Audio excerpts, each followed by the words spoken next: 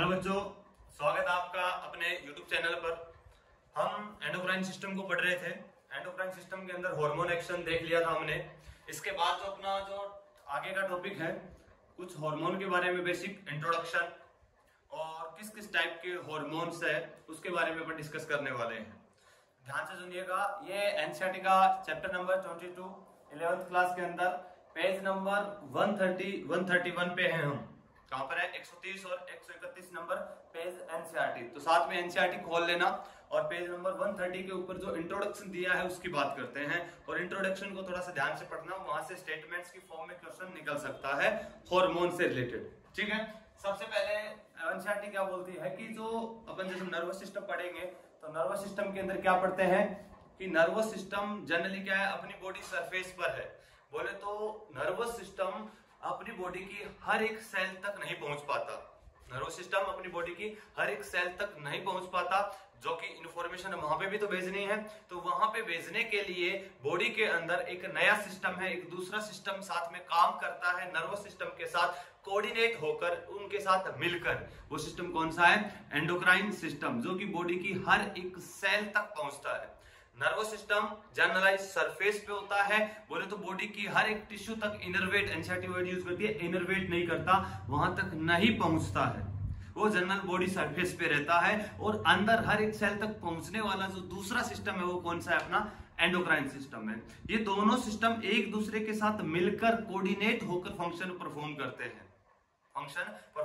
हैं। तो एंडोक्राइन और अपना नर्वस सिस्टम है, दोनों मिलकर क्या बनाते हैं? Integrative system. कैसा बनाते हैं? Integrative system. क्या है देखिएगा, इंटीग्रेटिव सिस्टम का मतलब समझते हो? इंटीग्रेट होकर, मिलजुल कर, दोनों साथ साथ काम करना।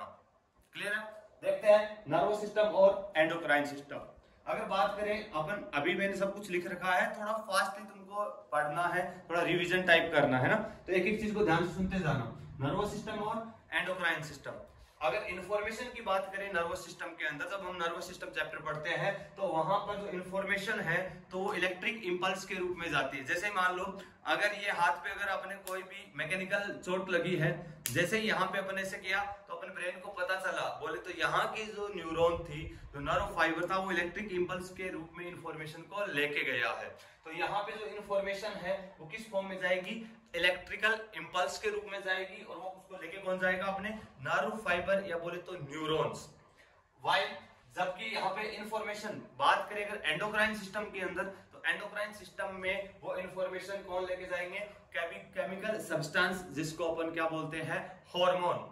वो ब्लड और लिम्फ के थ्रू, ब्लड और लिम्फ दो सर्कुलेटरी फ्लूइड अपनी बॉडी में, ब्लड और लिम्फ, उनके थ्रू बॉडी की सेल तक पहुंचते हैं।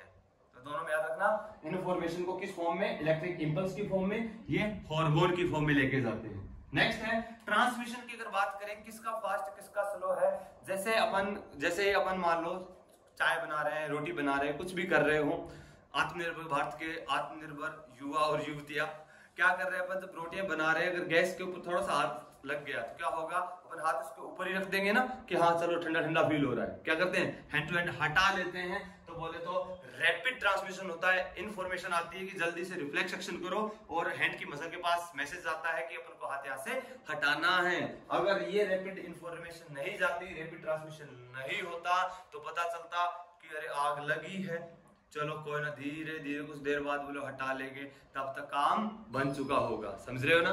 तो यहाँ पे क्या है? रैपिड ट्रांसमिशन है। और हार्मोन का रैपिड ट्रांसमिशन स्लो है, क्योंकि वो ब्लड सर्कुलेशन के थ्रू जा रहा है। पहले सिक्रीट हो रहा है, होगा, ब्लड में पोर किया जाएगा, वो ब्लड में पोर करने में समझ गए ना, ब्लड में उड़ेला जाएगा, फिर आगे ट्रांसपोर्ट होगा। तो बोले तो ट्रांसमिशन स्लो। रेस्पॉन्स की अगर बात करें तो अभी अपन ने बोला था कि चोट लगी, अपन को हैंड टू हैंड अपने हाथ को हटा लिया, बोले तो ट्रांसमिशन इमीडिएट है, इसका स्लो है। ये शॉर्ट लिव्ड है, बोले तो कुछ टाइम के लिए रेस्पॉन्स होता है, उसके बाद रेस्पॉन्स खत्म हो जाता है। ये लॉन्ग लास्टिंग है, जब इनका रेस्पॉन्स आएगा लॉन्ग लास्टिंग रहेगा। ये एग्जैक्ट लोकेशन, बोले तो यहाँ लगा है तो इंफॉर्मेशन यहीं पर आएगी एग्जैक्ट लोकेशन पर। ये वाइड स्प्रेड, बोले तो ब्लड के थ्रू बॉडी के अंदर पूरी हर एक सेल तक पहुंचते हैं। ध्यान से, मैंने पहले भी बोला था कि हार्मोन हर एक सेल तक पहुंच सकता है, लेकिन हर एक सेल पर जाके फंक्शन करे ये जरूरी नहीं है। ये डिपेंड करता है कि उस हार्मोन का रिसेप्टर किस सेल के पास है, किस सेल की मेम्ब्रेन के पास है। चलिए भाई, इसके बाद ये थोड़ा सा अपने कंपैरिजन कर लिया नर्वस सिस्टम और एंडोक्राइन सिस्टम का। अब नीचे लिखा है, कोई ज्यादा इंपॉर्टेंट इन्फॉर्मेशन नहीं है कि एंडोक्राइनोलॉजी, लॉजी मतलब स्टडी किसकी, एंडोक्राइन सिस्टम की और इसकी फिजियोलॉजी की। बोले तो एंडोक्राइन सिस्टम में क्या है, हार्मोन, हार्मोन जो सीक्रेट हो रहे हैं उनकी फिजियोलॉजी क्या है, कैसे वो फंक्शंस कर रहे हैं। तो बोले तो एंडोक्राइन सिस्टम और उसके फंक्शन के बारे में स्टडी करना है क्या, एंडोक्राइनोलॉजी। और थॉमस एडिसन को बोलते हैं फादर ऑफ एंडोक्राइनोलॉजी, कोई इंपॉर्टेंट नहीं है। अब आते हैं अपन नेक्स्ट पार्ट के ऊपर जो कि इंपॉर्टेंट है, एनसीईआरटी में भी दिया है और एक एक पॉइंट को ध्यान से सुनना है। क्या है कि फिजिकल एंड केमिकल प्रॉपर्टी पढ़ने से पहले हम देख रहे हैं कि हार्मोन की डेफिनेशंस क्या है। एनसीईआरटी में पेज नंबर, अगर पुरानी वाली एनसीईआरटी है तो 130 पे है, अगर नई वाली है तो 131 के ऊपर तुम्हें मिलेगा। क्या, हार्मोन की दो डेफिनेशन दी है एनसीईआरटी ने, एक तो क्लासिकल डेफिनेशन है और एक साइंटिफिक डेफिनेशन है। कि क्लासिकल डेफिनेशन है उसके अंदर कुछ मॉडिफिकेशन किया है एनसीईआरटी ने, बोला कि पहले जमाने में ऐसा मानते थे, अब कुछ ऐसा मानते हैं। देखते हैं क्लासिकल डेफिनेशन क्या है, सुनिएगा। पुरानी डेफिनेशन क्या है कि जो भी एंडोक्राइन ग्लैंड, पहले तो ये पता है ना तुमको, दो प्रकार की ग्लैंड होती है बेटा, एंडोक्राइन और एक्सोक्राइन। ध्यान से, एंडोक्राइन ग्लैंड वो होती है जो अपना सिक्रीशन डायरेक्टली ब्लड में पोर करती है, और एक्सोक्राइन वो होती है जो ब्लड, अपने ब्लड के अंदर नहीं, बोले तो डक्ट के थ्रू अपना सिक्रीशन सिक्रीट करती है।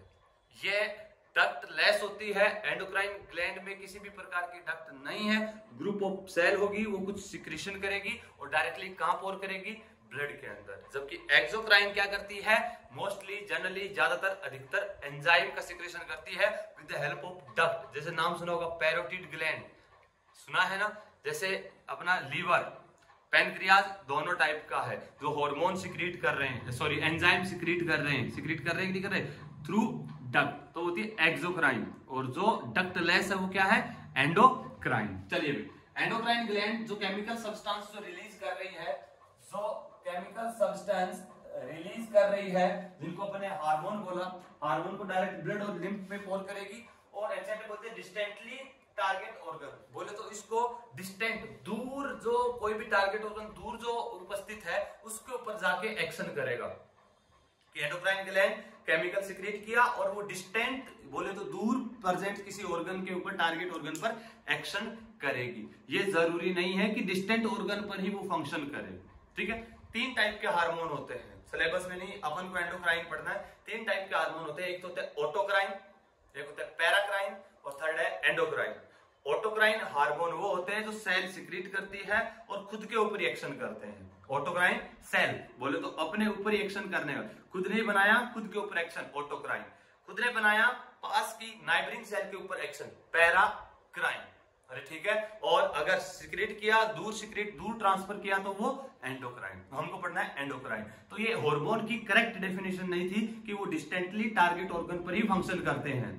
क्लियर है ना, वो खुद के ऊपर ही फंक्शन कर सकता है, नाइबरिंग सेल पे भी कर सकता है, डिस्टेंट टारगेट ऑर्गन पर भी कर सकता है। क्लियर है, तो इसके अंदर थोड़ा सा इस डेफिनेशन को रेक्टिफाई किया है। रेक्टिफाई करके क्या बनाया कि जो हार्मोन है, हार्मोन है, पहले तो एक बता देता हूं कि हार्मोन क्या है, ग्रीक वर्ड से लिया गया है। हार्मोन एक ग्रीक वर्ड से लिया है, हॉर्माइन। हॉर्माइन, हॉर्माइन का मतलब टू एक्साइट, मतलब जो कोई एक्शन करता है, किसी चीज को एक्साइट करता है, प्रमोट कर रहा है किसी भी एक्टिविटी को। अब सुनिएगा, जो साइंटिफिक, करंट साइंटिफिक डेफिनेशन है वो क्या बोलती है, इंपॉर्टेंट, ध्यान से। एनसीईआरटी क्या बोलती है कि hormone are non nutrient chemical, non nutrient chemical, non nutrient chemical. Non nutrient chemical का मतलब है वो जो हमें किसी भी प्रकार की एनर्जी नहीं देता। तो ये क्या है, नॉन न्यूट्रिएंट। न्यूट्रिएंट के अंदर वो कंसीडर किया जो एनर्जी दे रहे हैं, ये हमें किसी टाइप की एनर्जी नहीं दे रहे, जैसे कार्बोहाइड्रेट, फैट एंड प्रोटीन देते हैं, तो ये किसी प्रकार की अपन को एनर्जी नहीं दे रहे, बोले तो नॉन न्यूट्रिएंट केमिकल है। जैसे विटामिन, मिनरल्स, वाटर, उनको भी नॉन न्यूट्रिएंट अपन बोल सकते हैं, बोले तो वो जो अपन को एनर्जी नहीं दे रहे। क्लियर है, तो ये क्या है, नॉन न्यूट्रिएंट है। दूसरा इंटरसेलुलर मैसेंजर। इंटरसेलुलर मैसेंजर का बोले तो ये एक सेल, ये दूसरी सेल, इन दोनों सेल के बीच में क्या कर रहा है, ये किसी मैसेज को ट्रांसफर कर रहा है, मैसेज को सर्कुलेट कर रहा है बिटवीन सेल, तो क्या है, इंटरसेलुलर मैसेंजर। और ट्रेस अमाउंट में इनको बनाया जाता है, बहुत ज्यादा अमाउंट नहीं होती, बहुत ही कम अमाउंट में बनाया जाता है, क्योंकि हार्मोन हाईली रिएक्टिव सब्सटेंस होते हैं, तो इनकी अमाउंट को कम रखा जाता है, कम अमाउंट में सिक्रेट किया जाता है। क्लियर है? और इनको क्या बोलते हैं? प्राइमरी मैसेंजर या केमिकल मैसेंजर। तो करेक्ट साइंटिफिक डेफिनेशन क्या है? Hormone are non nutrient chemical which are intercellular messenger and secreted into trace amount। Clear है? तो ये करंट डेफिनेशन। प्राइमरी मैसेंजर क्यों बोला? क्योंकि इनके पास वो इंफॉर्मेशन है जो इनको फंक्शन करवाना है, जो फिजियोलॉजी इनको करवानी है वो इनके पास इंफॉर्मेशन है। ठीक है, किसी टारगेट ऑर्गन पे जाएंगे, उसके ऊपर प्राइमरी मैसेज छोड़ेंगे और उस सेल के अंदर उसकी फिजियोलॉजी, उसके अंदर फंक्शन होगा, चाहे सेल ग्रोथ हो, चाहे सेल डिवीजन हो, किसी भी टाइप का फिजियोलॉजिकल फंक्शन हो सकता है।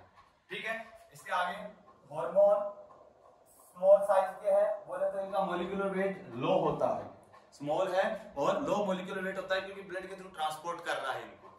नेक्स्ट, सिक्रेशन स्मॉल क्वांटिटी में सिक्रेट कर रहे हैं, बिकॉज ये पढ़ चुके हैं अपन, हाईली रिएक्टिव है, ट्रेस अमाउंट में सिक्रेट हो रहे हैं क्योंकि ज्यादा रिएक्टिव है।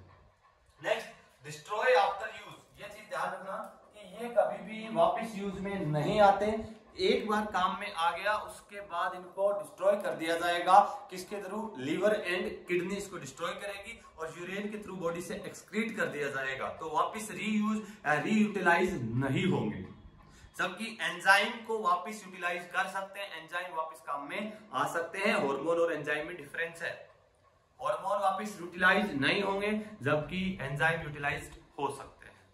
ठीक है, बिकॉज ये दिया destroy after use that hormone cannot be stored in the body, body के अंदर स्टोर नहीं कर सकते एक्सेप्ट थायरोक्सिन। ये थोड़ा सा ध्यान रखना है कि थायराइड ग्लैंड, जो अपनी थायराइड ग्लैंड है उसके अंदर थायरोक्सिन को कुछ इनएक्टिव फॉर्म के अंदर स्टोर किया जाता है। कैसा?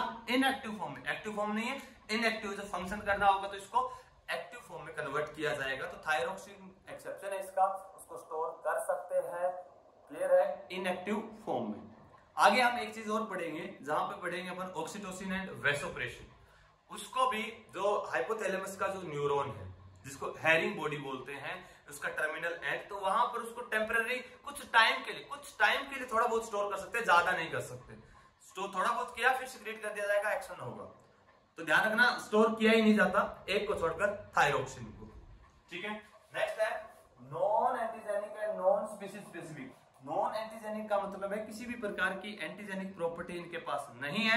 बोले तो अगर हार्मोन को इंजेक्ट करेंगे किसी के अंदर, अगर दूसरा हार्मोन अपने अंदर इंजेक्ट किया तो किसी प्रकार की एंटीजन एंटीबॉडी रिएक्शन नहीं होगी, ये एंटीजेनिक प्रॉपर्टी नहीं रखते। और बोले तो एंटीजेनिक प्रॉपर्टी नहीं है तो क्या है वो? Non species specific. बोले तो अगर किसी दूसरे एनिमल का अंदर हार्मोन है, ऑक्सीटोसिन है, और ह्यूमन के अंदर ऑक्सीटोसिन है, तो वो एंटीजेनिक प्रॉपर्टी नहीं रखेगा, ट्रांसफर कर सकते हैं। ठीक है, तो बोले क्या? नॉन स्पीशीज स्पेसिफिक है, इतना स्पीशीज स्पेसिफिक हार्मोन नहीं होता। और बोले तो इम्यून सिस्टम को इलाइट नहीं करेगा, एक्साइट नहीं करेगा, एंटीजन एंटीबॉडी रिएक्शन नहीं होगी। क्लियर है? चलिए नेक्स्ट है do not participate in metabolic activities. ये सेल की मेटाबॉलिक एक्टिविटीज में डायरेक्ट पार्टिसिपेट नहीं करता, खुद पार्टिसिपेट नहीं करता, लेकिन एक्टिविटीज को कंट्रोल कर सकता है, उसकी फिजियोलॉजी को अफेक्ट कर सकता है। ठीक है, तो ये है हार्मोन के बारे में कुछ बेसिक इंफॉर्मेशन, बिल्कुल ध्यान रखनी है, एनसीईआरटी में दी है चीजों को, इनको फोकस करना है। अब नेक्स्ट आता है जहां ऑब्जेक्टिव पैटर्न में को अपने कॉलम में इसके अंदर क्वेश्चन आ जाएगा, केमिकल नेचर ऑफ हार्मोन, कि किस किस नेचर के हैं, प्रोटीन है और स्टेरॉइडल। दो टाइप के पढ़ेंगे, प्रोटीन नेचर और स्टेरॉइडल नेचर। सबसे पहले प्रोटीनेसिस हार्मोन। प्रोटीनेसिस हार्मोन में सबसे क्या है? Amino acid derivative. सबसे पहले क्या है? Amino acid derivative. वैसे प्रोटीनेसिस से बोले तो प्रोटीन क्या होता है? जो एमाइनो एसिड से मिलकर बना होता है। इसी को भी आगे क्लासिफाई कर दिया चार टाइप के अंदर।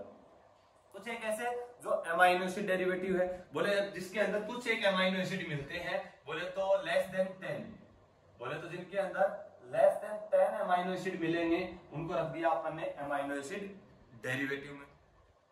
नहीं सॉरी नहीं, एमाइनो एसिड ही हो गया। बोले पर्टिकुलर कोई एमाइनो एसिड होगा, उसका एमाइनो एसिड डेरिवेटिव वाला, जैसे थायरोक्सिन, एपिनेफ्रिन, नॉरएपिनेफ्रिन, ये है, ये टायरोसिन हम पढ़ेंगे जब इनको पढ़ेंगे, थायरोक्सिन, एपिनेफ्रिन, नॉरएपिनेफ्रिन, ये टायरोसिन एमाइनो एसिड के डेरिवेटिव है। मैं लिख देता हूं कौन से एमाइनो एसिड के है, टायरोसिन अमाइनो एसिड के डेरिवेटिव है। याद रखना है कि अमाइनो एसिड डेरिवेटिव कौन से हैं। Tyrosine amino acid derivative thyroxine, epinephrine, norepinephrine. Thyroxine, epinephrine को क्या बोल सकते हैं, एड्रेनालिन, और नोरेपिनेफ्रिन को नोरएड्रेनालिन। किसके डेरिवेटिव है, टायरोसिन अमाइनो एसिड।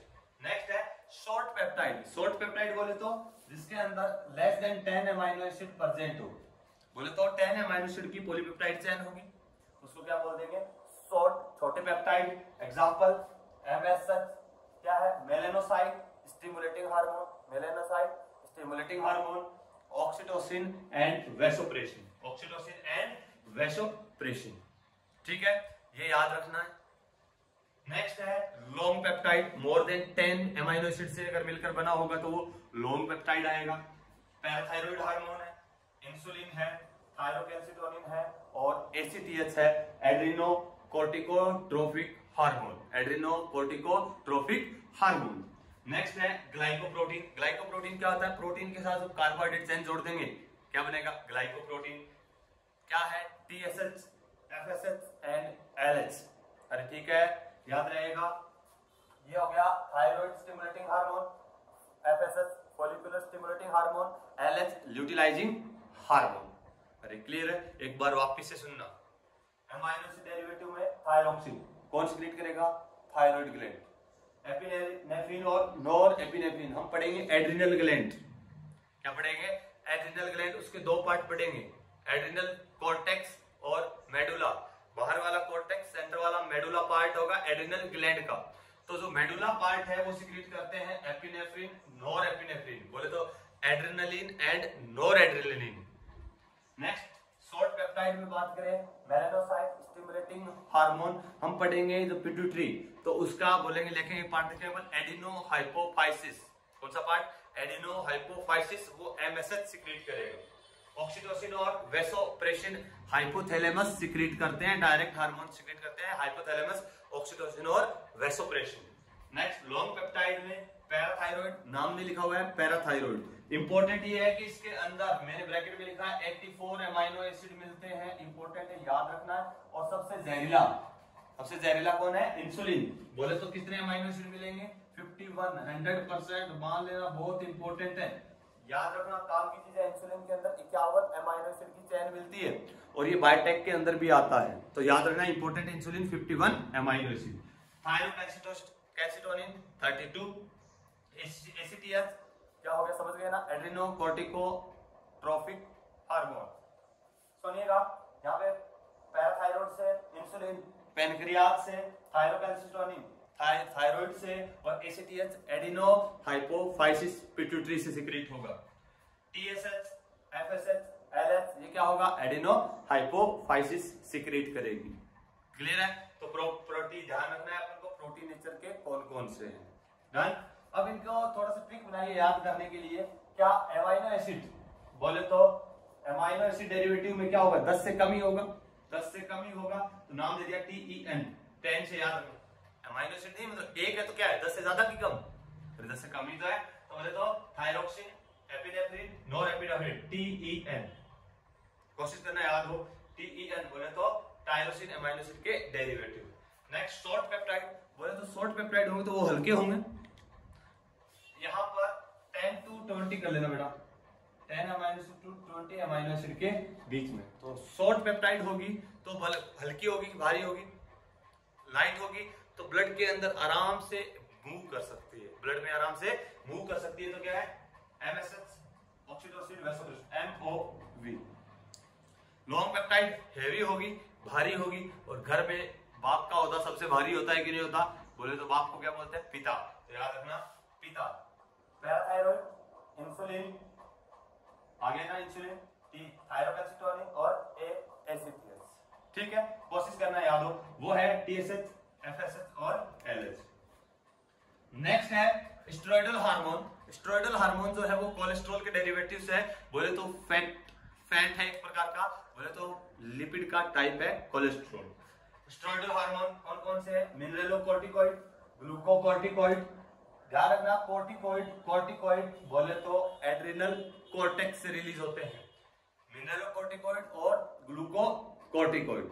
नेक्स्ट तीनों पता ही है तुम्हें, टेस्टोस्टेरोन, एस्ट्रोजन और प्रोजेस्टेरोन। टेस्टोस्टेरोन टेस्टिस से, एस्ट्रोजन और प्रोजेस्टेरोन ओवरी से सीक्रेट होते हैं। अरे क्लियर है ना इतना? ये सब एक एक चीज ध्यान रखना है, सारी चीजें अपने एनसीईआरटी में है, एग्जाम में आती है। सबसे इंपॉर्टेंट चैप्टर है पूरा ह्यूमन फिजियोलॉजी में, सबसे ज्यादा लास्ट 5 सालों के अंदर सबसे ज्यादा क्वेश्चन एंडोक्राइन सिस्टम बोले तो क्या, केमिकल कोऑर्डिनेशन एंड इंटीग्रेशन से ही सबसे ज्यादा क्वेश्चन आए हैं ह्यूमन फिजियोलॉजी से। ठीक है, तो पढ़िएगा। मिलते हैं अपन ब्रेक के बाद नेक्स्ट लेक्चर में, तब तक के लिए टाटा बाय बाय।